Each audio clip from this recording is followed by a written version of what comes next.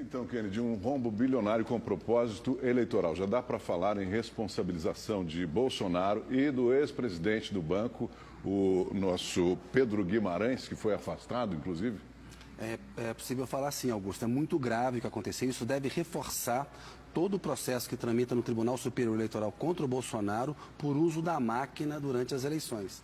É grave esse rombo da Caixa, primeiro porque ele mostra um uso político de um banco público, um uso completamente sem limites, né? Não há paralelo na história recente do Brasil. O que o Bolsonaro fez para tentar se reeleger é um crime e precisa ser punido sob pena de se abrir um precedente para futuros presidentes usarem a máquina pública da maneira como ele usou. A gente não pode permitir. Então, nesse sentido, complica a situação dele do ponto de vista eleitoral, pode ter também complicação do ponto de vista penal.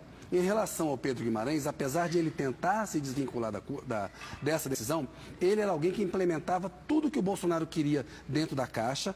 A diretoria foi escolhida por ele, ele era um homem do Bolsonaro e mesmo após o afastamento por assédio moral e assédio sexual, ele continuou influenciando o Bolsonaro e os rumos da instituição. Portanto, é muito grave e desmonta o mito de uma gestão técnica, tanto do Pedro Guimarães quanto do Paulo Guedes, que era o ministro da Economia na época, que se dizia liberal. Não teve nada de liberalismo nessa gestão da Caixa, muito menos na do Paulo Guedes. Pelo contrário, eles foram coniventes com uma tentativa de fraudar a eleição. O uso da Caixa, a leitura é a seguinte: o Bolsonaro tentou fraudar a eleição, inclusive enganando os mais pobres, que precisavam do empréstimo e depois tiveram esse empréstimo cortado.